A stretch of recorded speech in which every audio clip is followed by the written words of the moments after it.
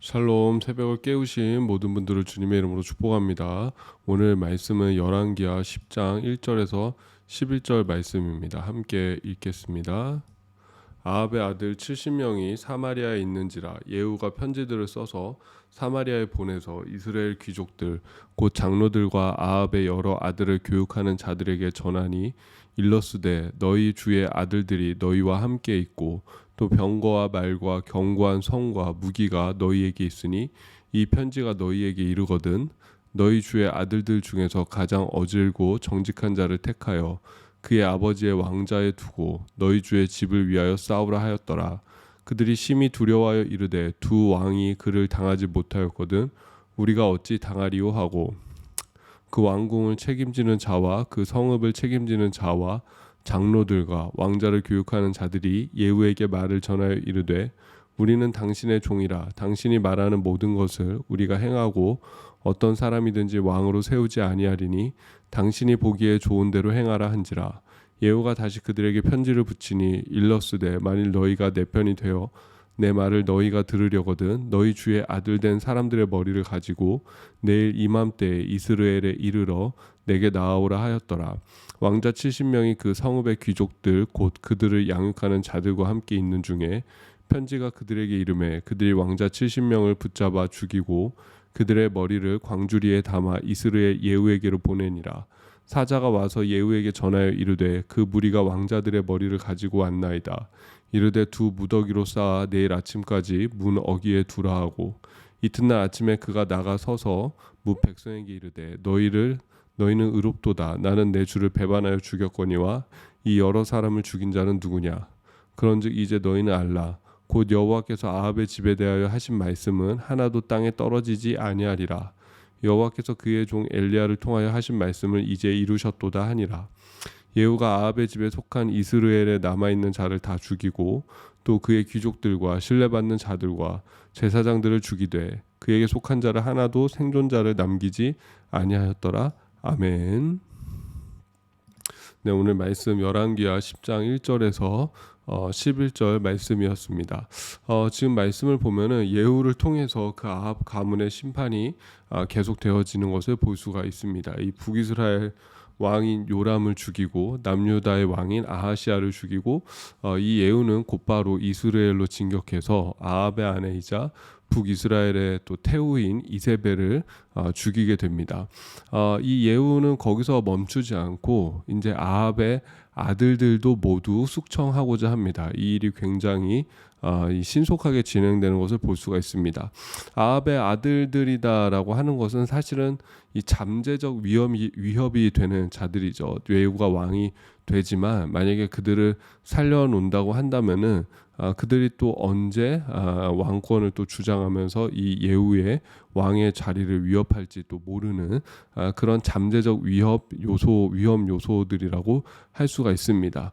그렇기 때문에 또 예후는 이들을 빨리 처리하는 것이 또 예후의 입장에서는 좋은 그런 이 왕권을 강화할 수 있는 그런 기회가 되는 것이죠. 그래서 편지를 써서 이스라엘에 있는 귀족들과 또 아합의 그 아들들을 양육하고 보호하고 그들을 관리하는 신하들에게 이제 그들 중 한 사람을 왕으로 세워서 자기와 싸워보자고 으름장을 놓는 그 모습을 볼 수가 있습니다.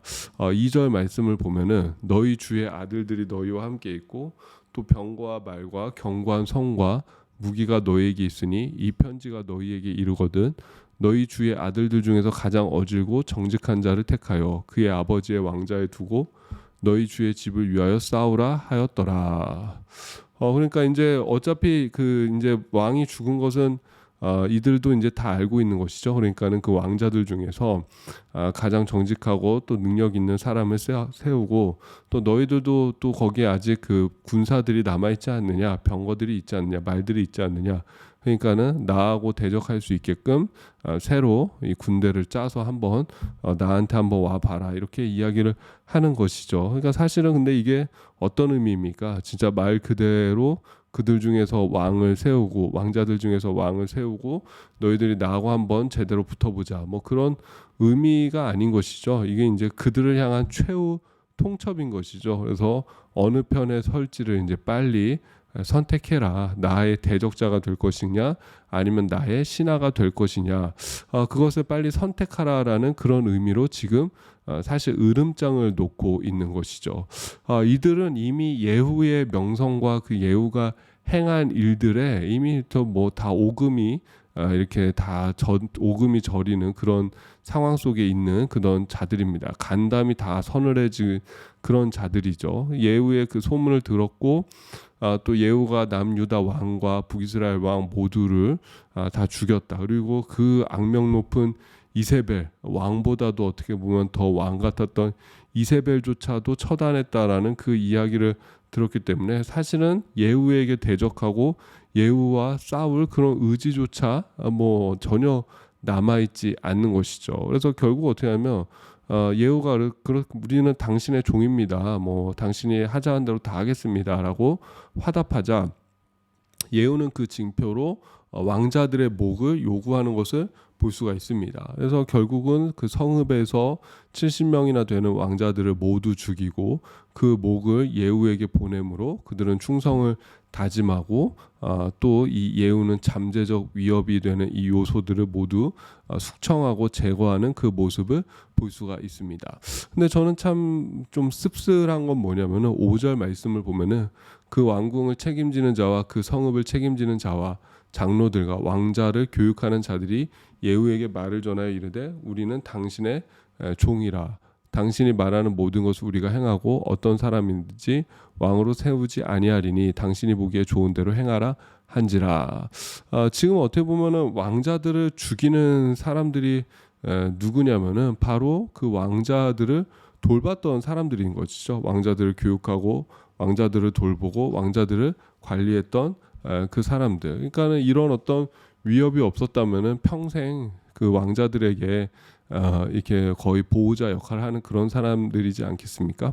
근데 결국은 자기들이 이렇게 어떤 죽음의 그런 위협을 당하게 되는 순간 금세 또 금세 배신하고 자신의 주군을 모두 죽이는 그런 또 모습을 볼 수가 있습니다. 어떻게 보면은 이 세상의 모습을 보여주는 것이죠. 나에게 쓸모가 없을 때는 언제든지 배신할 수 있고 언제든지 떠날 수 있고 언제든지 버릴 수 있는 것이 바로 세상이다라는 것이고, 겉으로는 스승인 것 같고 겉으로는 보호자인 것 같고 겉으로는 정말 나를 위한 양육자인 것 같지만은 또 언제든지 버릴 수 있다라는 것이죠. 그래서 결국에 이들조차도 자신들의 보호자들한테 버림을 당하고 결국은 죽임을 당하는 그 모습을 볼 수가 있습니다. 근데 가장 중요한 것은 또 무엇이냐면은 결국은 지금 이 아합의 이제 모든 집안이 거의 멸절되는 것이거든요. 아합 가문이 이제 완전히 끝장나는 그런 일이 생기는 것인데,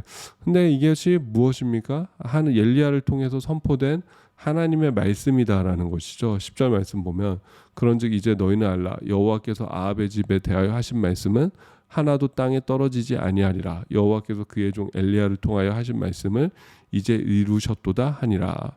열왕기상 21장 21절 보면은 엘리야를 통해서 아합에게 이렇게 하나님이 말씀하십니다. 여호와의 말씀이 내가 재앙을 내게 내려 너를 쓸어버리되 내게 속한 남자는 이스라엘 가운데에 매인자나 노인자를 다 멸할 것이요. 내게 속한 남자는 매인자나 노인자나 이게 종이나 주인이나 상관없이 어떤 신분에 상관없이 아합과 관련된 자들은 모두 죽을 것이다. 하나님의 심판을 받을 것이다. 라고 하나님께서 그 아합에게 선포하신 말씀이죠. 결정적인 것이 나봇의 포도원을 억지로 뺏는 사건이었죠. 나봇을 죽이고 그 나봇의 포도원을 자기가 강제로 취한 그 사건으로 인해서 하나님이 엘리야를 급하게 보내서 그 아합 가문과 또 이세벨에게 심판의 말씀을 전하시는 것을 볼 수가 있습니다. 이 일이 이루어지는 것은 거의 한 15년에서 20년 뒤에 결국에는 이 일이 이루어지는 것을 볼 수가 있습니다. 그 시간 동안 참 어떻게 보면 이 아합이라든지 아합의 아들이라든지 지금 이제 요람 왕이라든지 이 아합의 아들들은 얼마나 이 하나님의 말씀을 무시하며 살았을까. 선포됐지만은 20년이 지났는데도 불구하고 그것이 제대로 이렇게 자기한테 피부로 와닿는 것이 없잖아요. 그러니까는 그 과정 가운데 뭐 회개가 있었겠습니까? 아니면 뭐가 있었겠습니까? 그냥 그대로 그냥 살아가는 것이죠. 근데 중요한 건 무엇입니까? 우리가 잊어버려도 이 아합의 아들들은 자신들에게 다가올 그 임박한 심판을 잊어버렸지만은 결국은 하나님께서는 분명히 이 일을 이루셨다라는 것을 우리가 기억해야 될 줄로 믿습니다. 그래서 이 아합 가문을 심판하시는 그 모습을 보면서 계속 반복되는 메시지는 바로 그거예요. 하나님의 말씀을 하나님께서 이제 이루셨다. 여기서도 예후가 고백하잖아요. 그 말씀이 하나도 땅에 떨어지지 아니했다. 하나도 땅에 떨어지지 아니하고 하나님의 말씀이 온전히 성취되어졌다. 우리가 볼 때는 더디 보이고 우리가 볼 때는 이것이 언제 될까 그렇게 생각이 될 수 있지만은 때가 되면 분명히 그 말씀이 이루어진다. 그래서 여러분 우리가 어느 편에 서야겠습니까? 오늘 예후가 묻는 거잖아요. 사실은 너희는 어느 편에 설 것이냐? 너희는 내 편에 설 것이냐? 아니면은 너희는 나의 대적자가 될 것이냐? 어떻게 보면은 그들에게 있어서도 뭐 그 왕자들은 자기들이 평생 섬겨온 주군이지만은 결국은 그 생명에 자신의 목숨을 놓고는 어느 편에 서야 될지 결정을 해야 합니다. 우리도 마찬가지인 것 같아요. 결국 우리가 어느 편에 설 것인가? 구원을 놓고 영생을 놓고 진리를 놓고 우리는 어느 편에 설 것인가? 내가 평생 이것을 쫓아왔고 이것을 따라왔고 이것을 나의 주인처럼 섬겨왔다고 할지라도 그것이 나의 목숨을 책임져 주지 못한다면, 그것이 나에게 생명을 주지 못한다면, 그것이 나에게 구원을 주지 못하고 그것이 나에게 영생을 주지 못한다면, 여러분 어떻게 본다면 지금의 이 신하들처럼 과감하게 버릴 필요가 있습니다. 하나님 앞에서는 과감하게 버릴 필요가 있어요. 내가 뭐 배신자라고 누가 나를 욕하고 뭐 마귀가 욕할 수도 있어요. 너 평생 나 쫓아다니더니만은 이제 와서 나 배신하냐 그렇게 배신자라고 욕할 수도 있는 것이고, 세상이 우리를 조롱할 수도 있고, 세상이 어떻게 그렇게 할 수 있어 막 세상에 어떤 미련이 남지 않아 그렇게 우리를 유혹할 수도 있고 뭐 여러 가지가 있지만은 정말 그 생명의 문제, 목숨의 문제 앞에서는 우리가 뒤도 돌아보지 않고 빠르게 결단하고 빠르게 다짐하고 빠르게 돌이켜야 될 줄로 믿습니다. 그래서 여러분 어떻게 보면 그 예후의 말 어느 편에 서려느냐 그 말 앞에서 우리는 여호와 편에 서겠다. 말씀의 편에 서겠다. 하나님의 진리 위에 서겠다. 예수 그리스도를 선택하겠다라고 그렇게 믿음에 고백할 수 있는 저와 여러분이 되시기를 주님의 이름으로 축복합니다. 제가 기도하겠습니다. 하나님 아버지, 그 아합의 가문, 아합의 아들들 자신에게 다가오는 그 임박한 심판을 전혀 의식하지 못한 채 먹고 마시고 즐기다가 결국에는 그 심판을 피할 수 없는 것을 보게 됩니다. 하나님, 우리가 하나님의 말씀이 더디 이루어지는 것 같고 하나님의 말씀이 그것이 소멸되는 것 같지만은 그것이 아니라 분명히 주님의 때에 그 말씀이 이루어진다라는 믿음을 가지고 또 살게 하여 주시옵소서. 오늘 우리는 어느 편에 서야겠습니까? 하나님의 편에, 말씀의 편에 설 수 있게 하여 주시옵소서. 내가 버리고 내가 놓아야 할 것들이 너무 아쉽고 하나님 너무 아깝다고 할지라도 생명을 위해서라면, 목숨을 위해서라면 또 과감하게 버리고 하나님의 말씀을 선택하고 하나님의 편에 설 수 있는 우리의 믿음 되어지게 하여 주시옵소서. 감사드리며 예수님의 이름으로 기도드립니다. 아멘. 오늘도 좋은 하루가 되시길 바랍니다. 또 개인 기도 하시겠습니다.